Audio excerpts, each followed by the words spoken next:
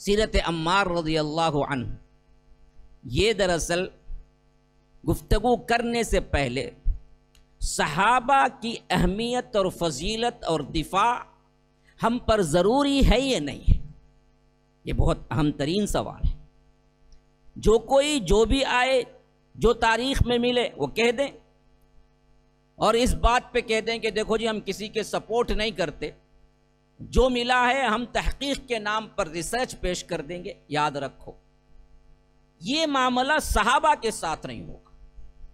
صحابہ پر غیر جانبدار رہ کے ہم تاریخ کی روایتوں سے فیصلہ کریں گے تو یاد رکھو تمہارا ایمان خطرے میں پڑ جائے۔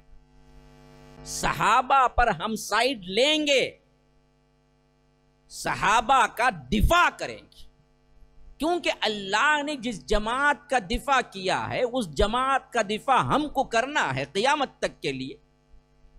جب اللہ نے ان کا دفاع کیا ہے، جب اللہ نے ان کی مدح کی ہے، جب اللہ نے ان کی تعریف کی ہے، تو تاریخی روایات جب ان کی تعریف کے منافی آئیں گے، صحابہ کی سیرت کے منافی آئیں گے، صحابہ کے کردار کے منافی آئیں گے، تو ہم کہیں گے کہ طبری جائے، ابن اسیر جائے، کامل جائے، ابن کثیر کی تاریخ جائے، جو چاہے جائے، لیکن اللہ کا کلام تبدیل نہیں۔ وہاں ان کو اللہ تبارک و تعالی نے ہم المؤمنون حقا کہا اور ہم الصادقون کہا کہ وَإِذَا قِيلَ لَهُمْ آمِنُوا كَمَا آمَنَ النَّاسِ، ایمان لاؤ تو میرے صحابہ جیسا ایمان لاؤ۔ فَإِنْ آمَنُوا بِمِثْلِ مَا آمَنْتُمْ بِهِ فَقَدْ اهْتَدَوْا، اگر تمہیں ہدایت چاہیے تو تم اسی طرح ایمان لانا چاہیے جیسے اللہ کے رسول کے صحابہ ایمان لائے ہیں۔ صحابہ کا ایمان مثال ہے، صحابہ کا ایمان کسوٹی ہے، صحابہ کا ایمان آپ کے لیے، آپ کے ایمان کی اضافی اور آپ کے ایمان کے اضافے کے لیے ضروری ہے۔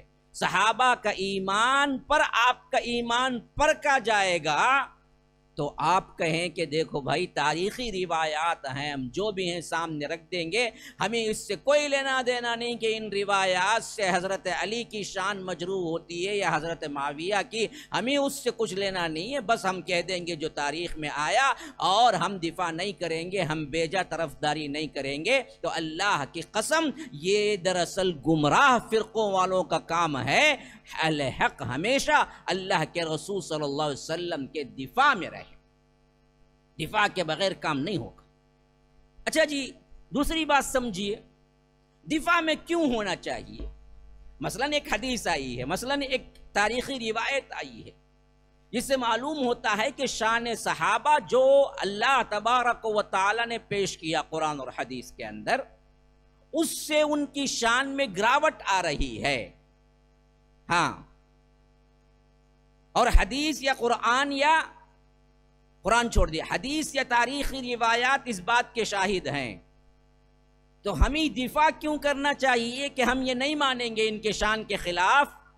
وجہ اس کی یہ ہے کہ اگر ہم دفاع صحابہ نہ کریں گے تو پھر کتاب و سنت بھی محفوظ نہیں رہے گا۔ کیوں؟ اس واسطے کہ کتاب و سنت انہی کے واسطے ملا ہے، یہ کتاب و سنت کے سب سے پہلے گواہ ہیں۔ اگر گواہ مجروح ہو جائیں تو پھر مقدمہ بہت آسان ہے، پھر تو معاملہ بہت ہی آسان ہو جائے گا اسلام کو مٹانے کے لیے، اسلام کی حقانیت کو مٹانے کے لیے۔ میں آپ کو ایک مثال دیتا ہوں، دیکھیے شادی ہوتی ہے، شادی میں دو گواہ ہوتے ہیں، دو گواہ، وہ دو گواہوں کے نکاح کے ساتھ بہت اہم تعلق ہے۔ نکاح نامہ جب بھی کاروائی ہوتی ہے اس کاروائی میں یہی پڑھا جاتا ہے، دفتری کاروائی، کہ فلاں دلہے کا نام، فلاں دلہن کا نام، فلاں کی ولایت پر ولی پر، یعنی باپ ولی ہوتا ہے، دو گواہوں کی موجودگی میں ہم نے کیا کیا، اس لڑکی کا نکاح آپ سے کر دیا، کیا آپ نے قبول کیا؟ قبول قبول بولتا ہے دلہا۔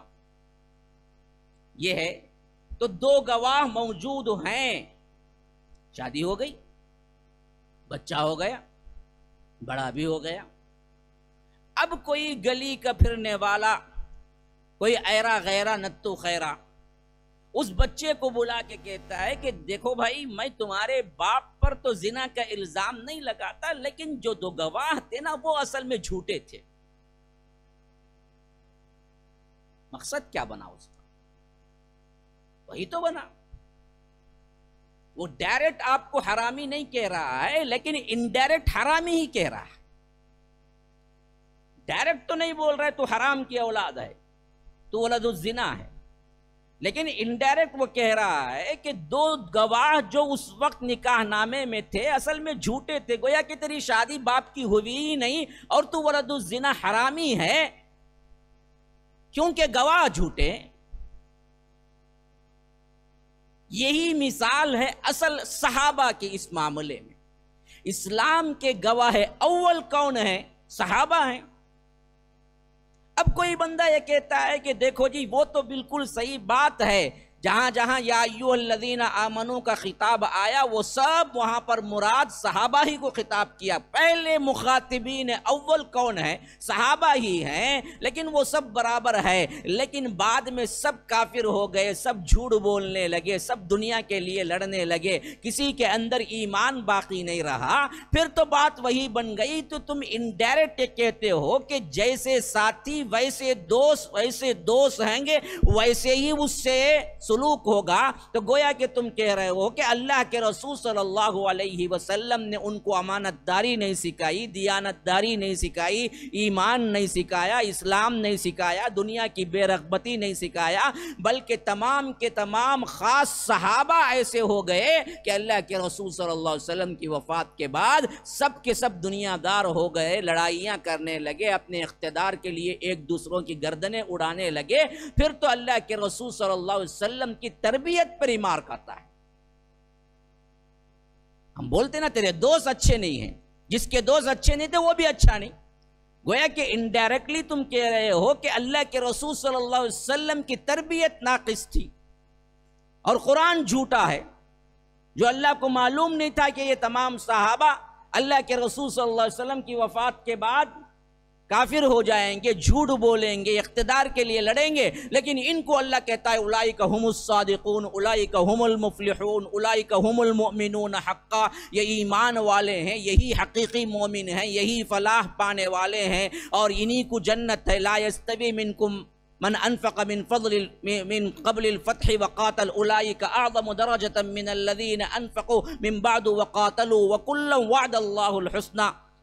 اے اللہ کے رسول صلی اللہ علیہ وسلم، جنہوں نے فتح مکہ سے پہلے اللہ کے راہ میں دیا، جنہوں نے فتح مکہ سے پہلے اپنے آپ کو اسلام کے لیے تج دیا، اور جنہوں نے فتح مکہ کے بعد اللہ کے راہ میں دیا، جنہوں نے فتح مکہ کے بعد اسلام کے لیے سردھڑ کی بازی لگائی، وہ دونوں فضیلت میں تو ایک نہیں ہو سکتے۔ لا یستوی منکم من انفق من قبل الفتح وقاتل، لیکن اولئک اعظم درجة من الذین انفقوا من بعد وقاتلوا۔ ایک درجہ بہت ہی عظمت والا ہے ان لوگوں کا جو فتح مکہ سے پہلے اپنا تن من دھن لگائے تھے، لیکن وَكُلًّا وَعَدَ اللَّهُ الْحُسْنَى، اللہ نے سب کے لیے حسنہ رکھا ہے، جنت رکھی۔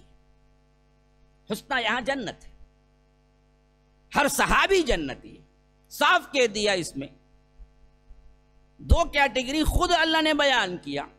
ایک تو وہ صحابہ کی کیٹیگری جو فتح مکہ سے پہلے تک اسلام قبول کر لیا، اپنا تن من دھن اسلام کے لیے لگائے، وہ جو فتح مکہ کے بعد اسلام قبول کیے اور جو تن من دھن لگائے، وہ دونوں فضیلت میں تو یکساں نہیں ہو سکتے۔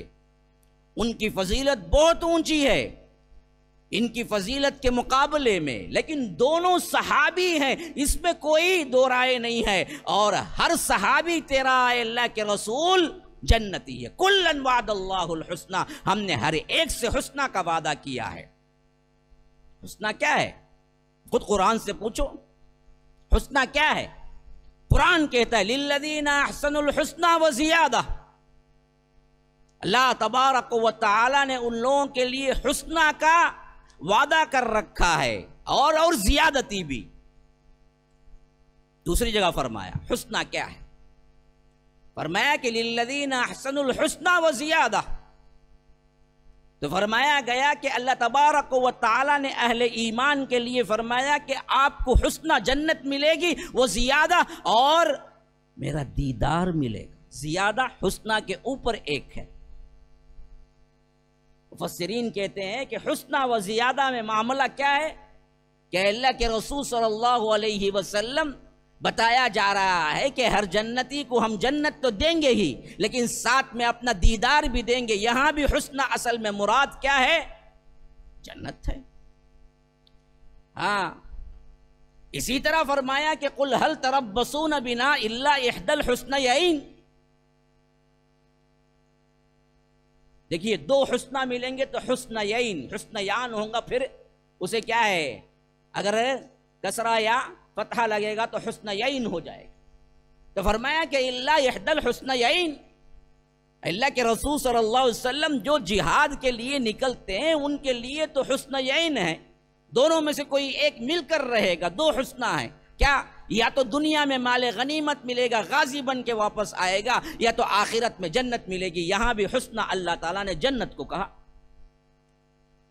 تو فرمایا کہ ہر تیرا صحابی خواہ فتح مکہ سے پہلے ایمان لایا ہو، خواہ فتح مکہ کے بعد ایمان لایا ہو، ہم خود گارنٹی دیتے ہیں کہ وہ جنتی ہے، اور کوئی بعد میں آنے والا ایرا غیرہ نتو خیرہ، سراپا گند اور سراپا برائی، سراپا نجاست میں پلنے والا کیڑا شیعہ کا کتا کوئی کہتا ہے کہ یہ دراصل کیا ہے، جہنمی ہے معاویہ، یا جہنم کی طرف بلانے والے ہیں، تو ہم طرفداری کیوں نہ کریں۔